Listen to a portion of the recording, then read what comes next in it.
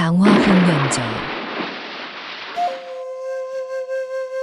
밤이 깊으면 철산고을의 관아에는 아무도 남으려 하지 않았습니다. 새로 부임한 사또들은 하나같이 첫날 밤을 넘기지 못했습니다.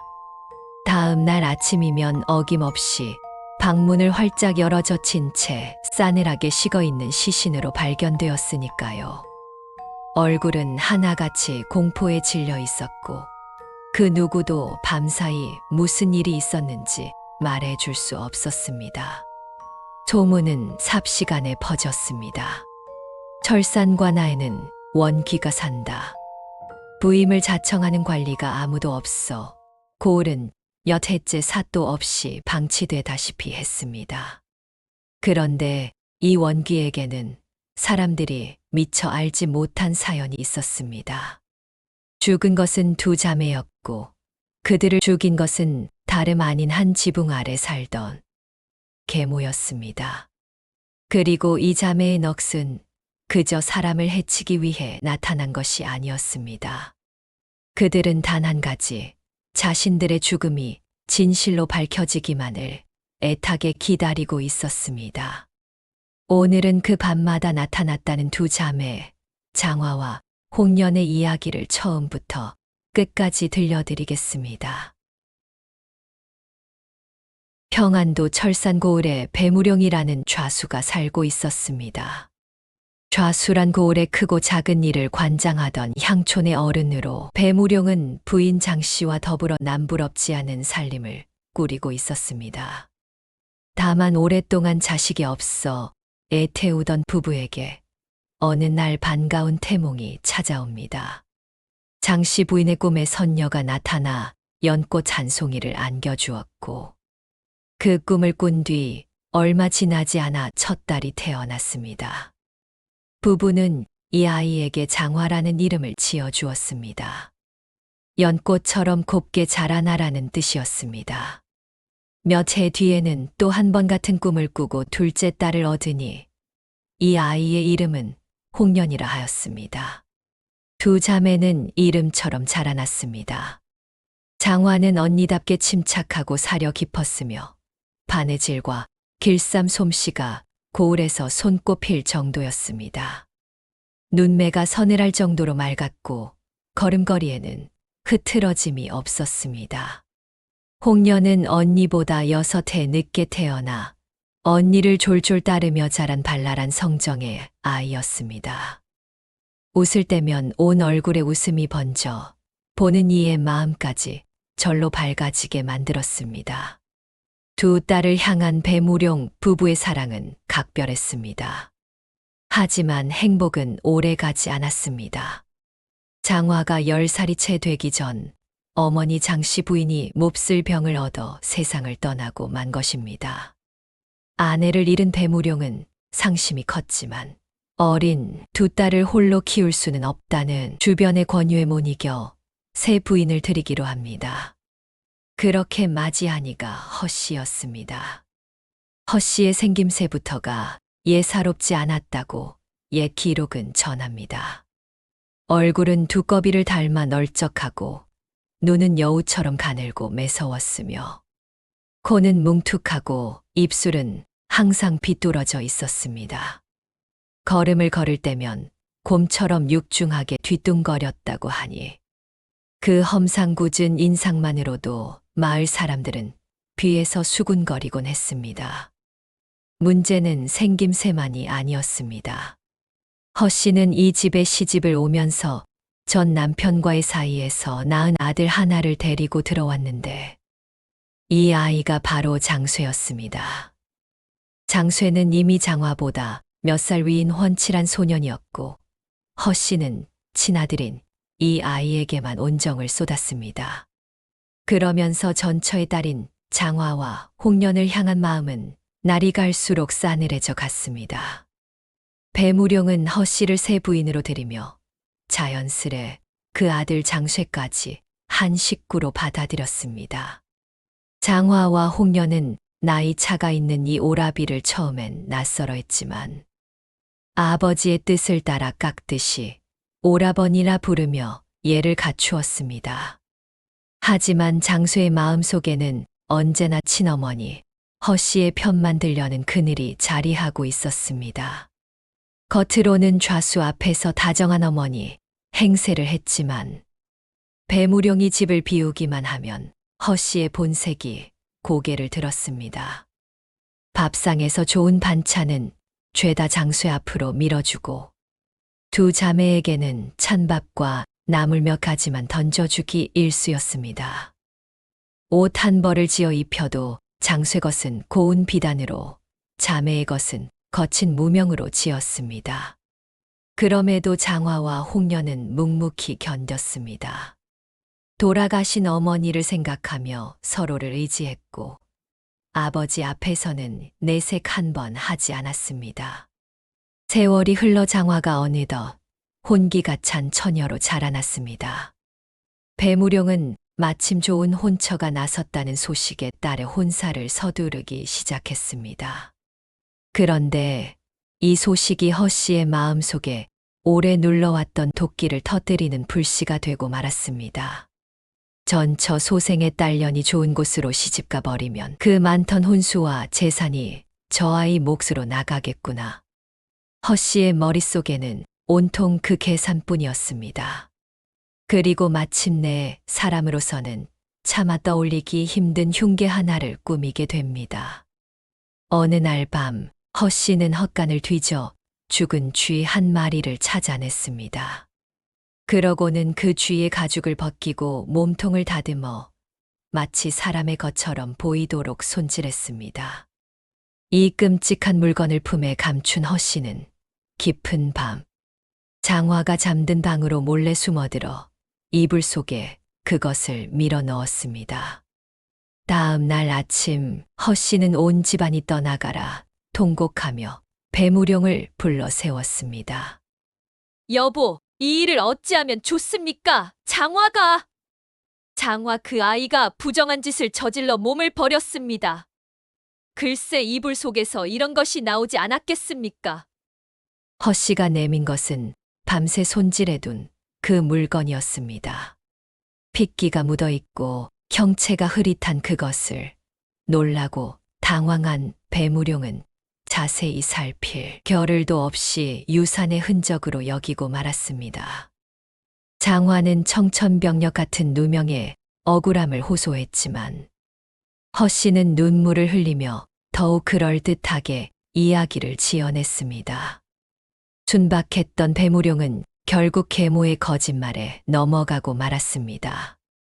이렇게 어질고 후덕한 성품이 화를 부른 것입니다. 허 씨는 여기서 그치지 않았습니다. 며칠 뒤 허 씨는 데려온 아들 장쇠를 은밀히 불러 명을 내렸습니다. 장화 저것을 외갓집에 데려다 준다며 데리고 나가거라. 가다가 큰 연못이 나오거든 거기서 저것을 처리하고 오너라. 장쇠는 본디 어미를 닮아 심성이 거칠고 우악스러운 아이였습니다. 아무런 죄책감 없이 그 명을 받들었습니다. 장화는 영문도 모른 채 오라비를 따라 나섰습니다. 오랜만에 외가에 간다는 말에 그래도 마음 한구석에는 옅은 기대가 있었을지 모릅니다. 하지만 산길이 깊어질수록 오라비의 낯빛이 심상치 않다는 것을 눈치챘습니다. 마침내 다다른 곳은 물빛이 시커멓게 깊은 큰 연못가였습니다. 사방이 고요했고 갈대만이 스산하게 바람에 흔들리고 있었습니다. 장쇠는 말에서 내리라 명하더니 마침내 참았던 진실을 토해냈습니다. 내년이 부정한 짓을 하여 집안 망신을 시켰으니 어머니께서 너를 이 연못에 던져 넣으라 하셨다. 장화는 그 자리에 무너져 내렸습니다. 오라버니, 저는 정말 결백합니다. 하늘이 알고 땅이 아는 일인데 어찌 이런 누명을 쓴단 말입니까? 눈물로 호소했지만 장쇠의 마음은 움직이지 않았습니다. 결국 장화는 옷고름을 풀어 얼굴을 가리고 마지막으로 하늘을 향해 이렇게 빌었다고 전해집니다. 하늘이시여, 제가 이렇게 억울하게 죽거든 부디 저희 원한을 풀어주소서. 그러고는 스스로 몸을 던져 깊은 연못 속으로 가라앉았습니다. 그 순간 어디선가 커다란 호랑이 한 마리가 나타나 장쇠를 놀라게 하고 그의 팔 한쪽을 상하게 한 뒤 사라졌다는 이야기도 함께 전해집니다. 하늘이 이 억울한 죽음을 그냥 두고 보지만은 않았다는 뜻이겠지요. 집으로 돌아온 장쇠는 장화가 외가로 잘 떠났다고 시치미를 뗐습니다. 하지만 동생 홍련의 마음은 편치 않았습니다. 언니가 떠난 뒤로 밤마다 이상한 꿈자리에 시달렸기 때문입니다. 어느 밤 홍련의 꿈속에 물에 젖은 채 파리한 얼굴의 장화가 나타났습니다. 홍련아, 나는 이미 이 세상 사람이 아니란다. 계모의 흉계로 억울하게 연못에 몸을 던져야 했다. 내가 빠진 곳은 빗산 너머 큰 연못이니 그곳에 가보면 알 것이다. 꿈에서 깨어난 홍련은 온몸이 떨렸습니다. 다음 날 몰래 집을 빠져나와 꿈에서 들은 그 연못을 찾아갔습니다. 연못가에 다다르자 과연 물 위로 옅은 안개가 피어오르고 있었고 그 사이로 언니의 마지막 흔적이 어렴풋이 느껴지는 듯했습니다. 홍련은 그 자리에 주저앉아 하염없이 울었습니다. 언니를 잃은 슬픔과 계모의 손에 자신 또한 언제 같은 화를 입을지 모른다는 두려움이 한꺼번에 밀려왔습니다. 결국 홍련은 언니의 뒤를 따르기로 결심합니다.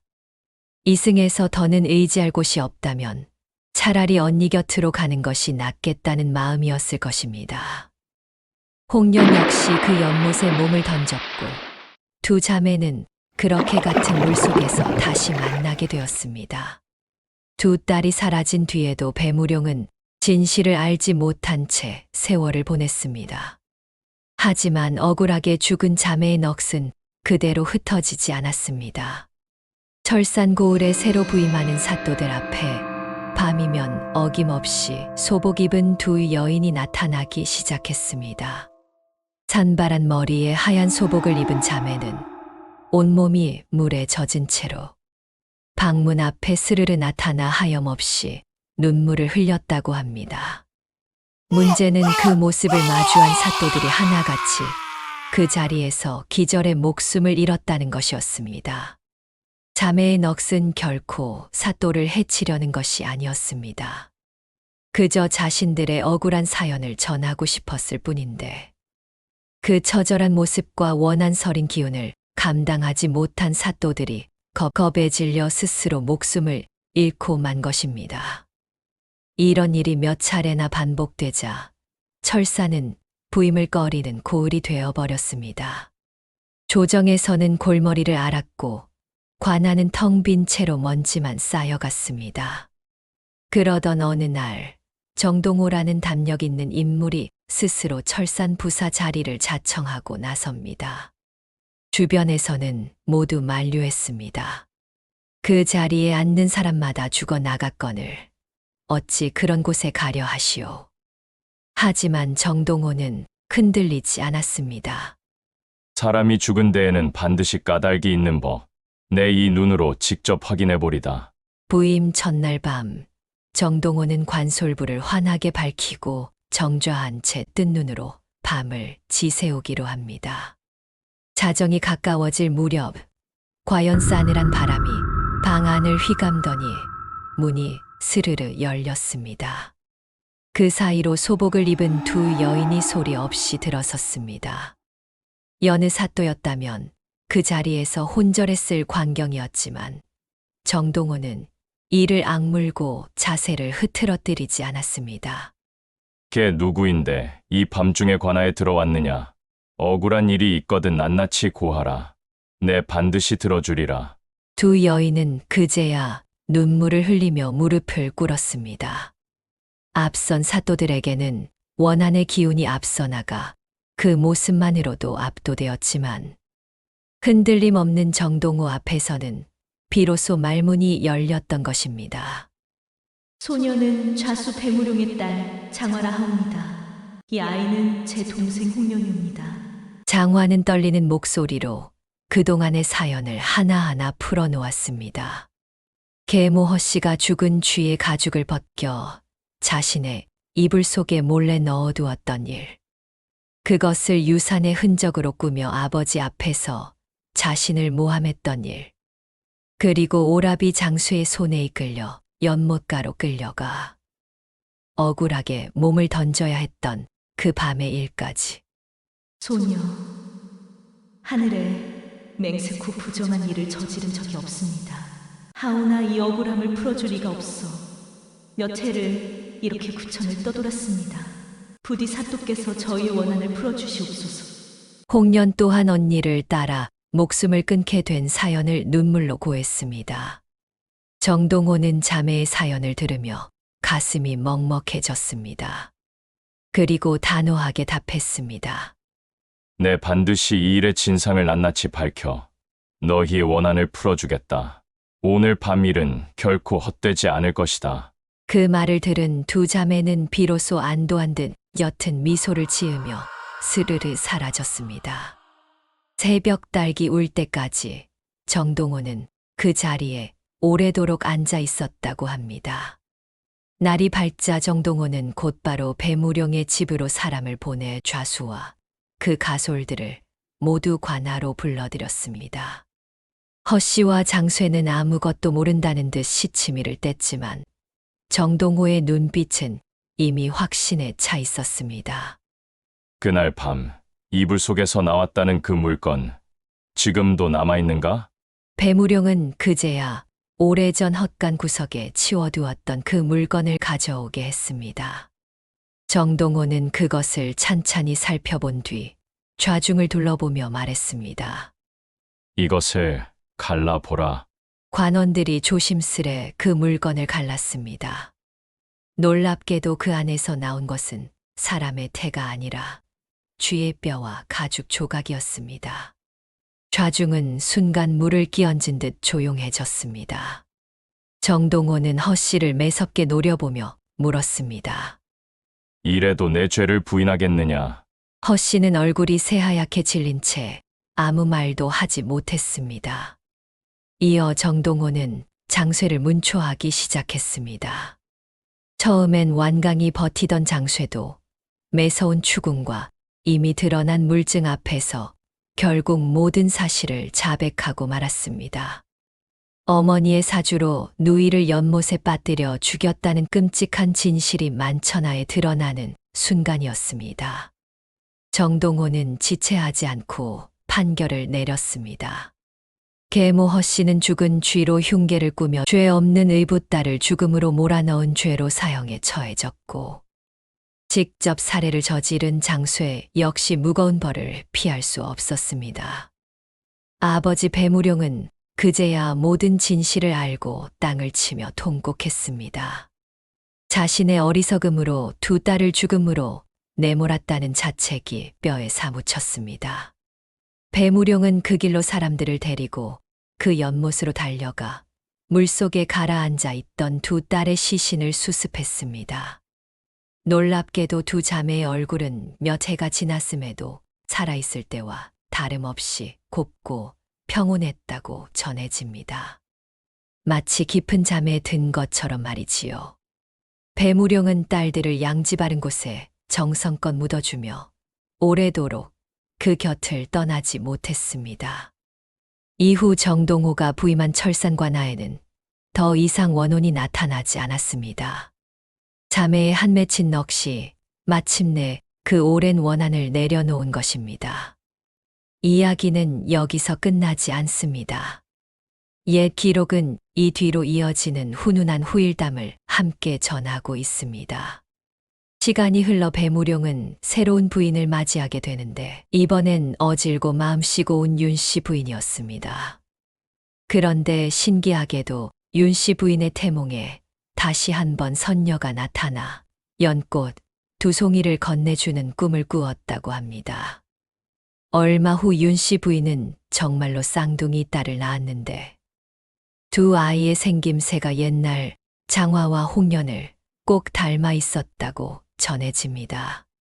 사람들은 이 쌍둥이 딸이 다름 아닌 장화와 홍련의 환생이라 믿었습니다. 못다 이룬 생을 다시 얻어 태어난 것이라고요. 배무룡 부부는 이 두 딸을 애지중지 키웠고 자매는 자라서 마침 이웃 고을에 살던 쌍둥이 형제와 각각 혼인하여 평생을 행복하게 살았다는 이야기로 장화홍련전은 마무리됩니다. 억울하게 세상을 떠났던 두 자매에게 하늘은 마침내 새로운 삶이라는 위로를 내려준 셈입니다. 장화홍련전은 단순히 무서운 원혼 이야기로만 읽히지 않습니다. 이 이야기 속에는 조선시대 가정 안에서 힘없는 이들이 겪어야 했던 억울함, 그리고 그 억울함이 끝내 밝혀지기를 바라는 간절한 소망이 담겨 있습니다. 계모의 학대와 누명, 침묵할 수밖에 없었던 아버지, 그리고 그 모든 진실을 파헤친 담대한 관리의 이야기는 정의는 늦게라도 반드시 바로 세워진다는 믿음을 우리에게 전합니다. 또한 원혼이 되어서까지 사람을 해치려 하지 않고 그저 자신의 억울함을 알아주기만을 기다렸던 자매의 모습은 이 이야기가 단순한 공포담이 아니라 깊은 애도와 위로의 이야기이기도 하다는 것을 보여줍니다. 오늘 들려드린 이 이야기 어떠셨습니까? 화려한 겉모습 뒤에 감춰진 진실을 밝혀내는 데에는 때로 큰 용기가 필요합니다.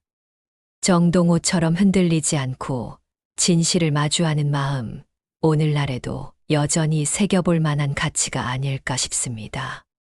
다음 이야기에서는 밀양고을에 전해지는 또 다른 원혼의 사연, 아랑설화로 다시 찾아뵙겠습니다. 오늘도 끝까지 함께 해주셔서 감사합니다.